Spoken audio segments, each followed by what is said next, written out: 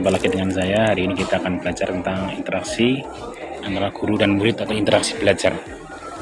Kita tahu bahwa banyak siswa yang saat di madrasah, mungkin pada saat kemarin melakukan survei di lapangan, juga kita bisa mengamati ada guru yang disukai oleh murid, ada juga guru yang tidak disukai oleh siswa. Mengapa seorang guru disukai oleh siswa atau mengapa seorang guru tidak disukai oleh siswa? Ini sangat terkait, sangat erat kaitannya dengan yang namanya interaksi belajar. Jadi kadang-kadang orangnya pinter, gurunya pinter, ilmu pengetahuannya luas, kemudian cara menanamnya, mengajarnya juga bagus, tapi interaksi dengan siswanya kurang bagus. Itu bisa jadi menyebabkan guru tidak disukai oleh murid.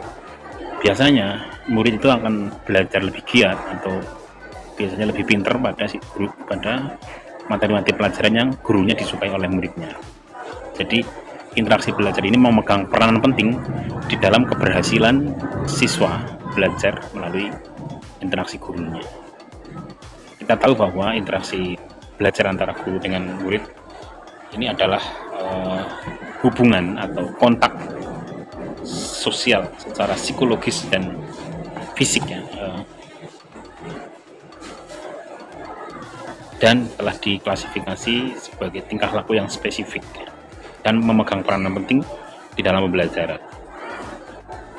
Kadang-kadang materi ajarnya bagus, materinya juga bagus dan disukai oleh murid, tapi pola penyampaian yang kurang tepat itu bisa jadi menjadikan murid gagal memahami atau gagal mengetahui, menguasai materi yang seharusnya dikuasai atau diajarkan oleh gurunya.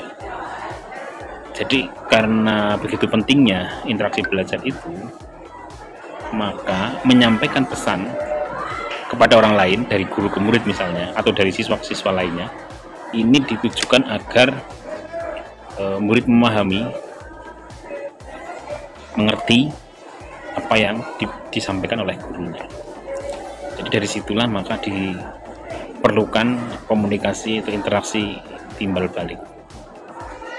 Tidak hanya gurunya yang bicara, tidak hanya gurunya yang terus-menerus menyampaikan materi, tapi harus terjadi timbal balik yang disebut dengan interaksi.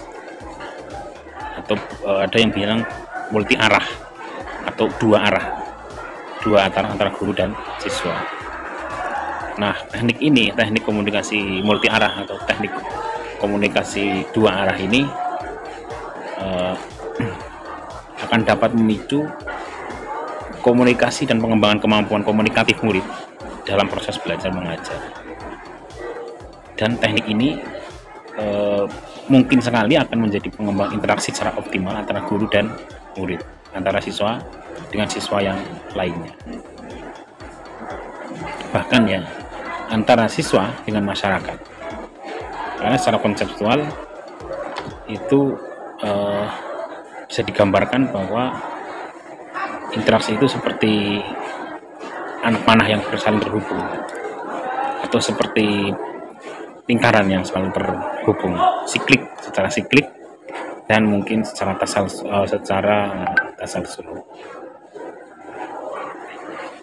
Dari konsep ini, dari konsep multi arah atau komunikasi dua arah ini,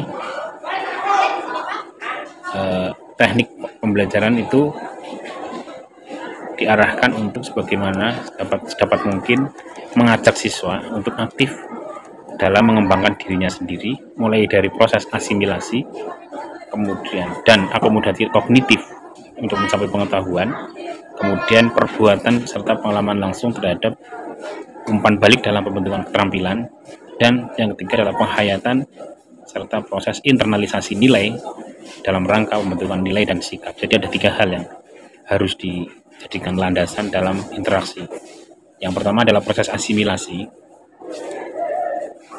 dan akomodasi kognitif. Jadi yang disampaikan itu benar-benar adalah konsep atau pengetahuan yang bermanfaat untuk siswa, kognitifnya. Yang kedua itu adalah perbuatan langsung.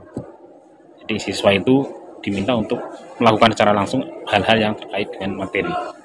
Kemudian yang ketiga, ada yang paling penting ini adalah internalisasi nilai dalam rangka membentuk nilai dan karakter. Kalau sekarang itu karakter bentuknya.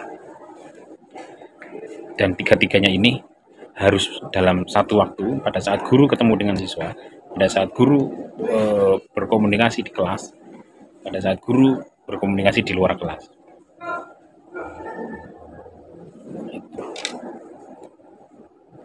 Nah, di dalam melakukan proses interaksi itu, di dalam pembelajaran itu guru atau siswa itu harus memperhatikan 5 hal, 5 asas di dalam proses pembelajaran. Yang pertama adalah motivasi.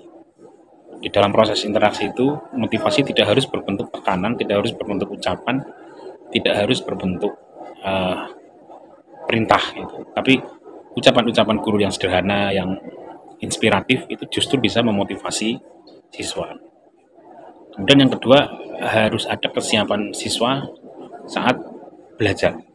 Jadi siswa harus siap, baik siap untuk menerima maupun siap untuk memberi atau berproduksi.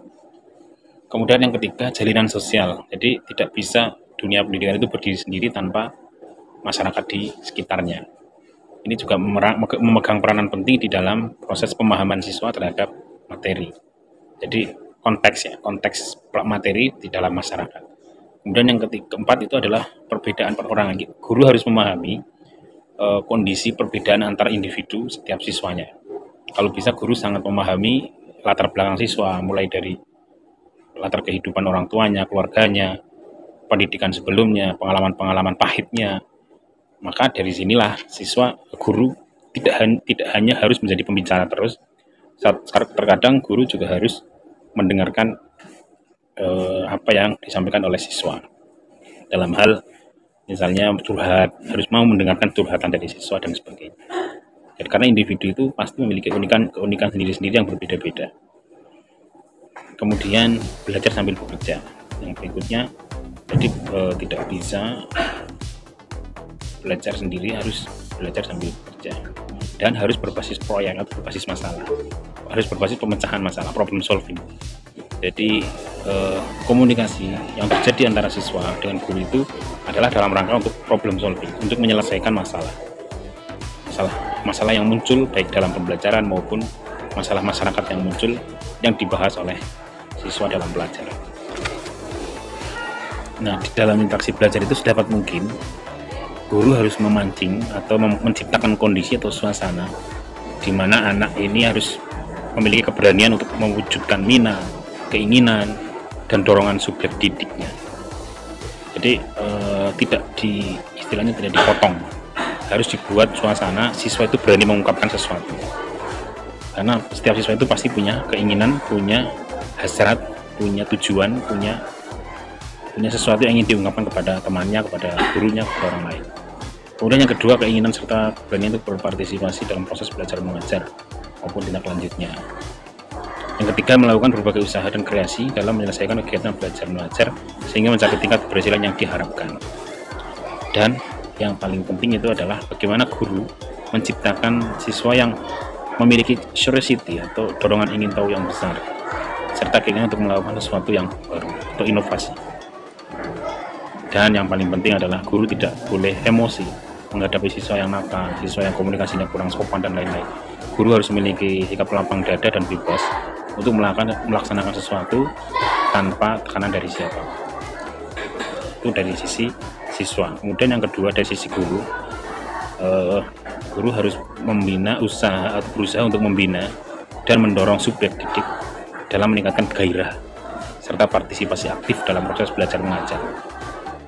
Kemudian yang kedua, di yang pertama inilah fungsi guru itu sangat penting pada yang disebut dengan public speaking atau kemampuan untuk mengungkapkan sesuatu secara tepat dan efektif dan efisien.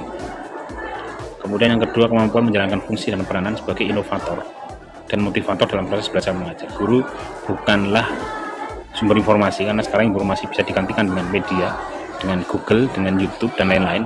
Justru guru harus berubah dari informator menjadi inovator dan motivator. Kemudian guru tidak boleh mendominasi kegiatan belajar mengajar. Jadi biarkan siswa yang mendominasi, karena mereka sedang membangun pengetahuan mereka sendiri.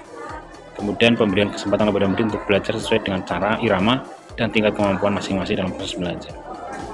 kemampuan siswa pasti beda-beda. Karena inilah maka guru harus memahami perbedaan pola belajar dan memahami itu. Kemudian setelah itu guru harus mampu menggunakan berbagai macam strategi supaya hasil belajarnya lebih maksimal lagi.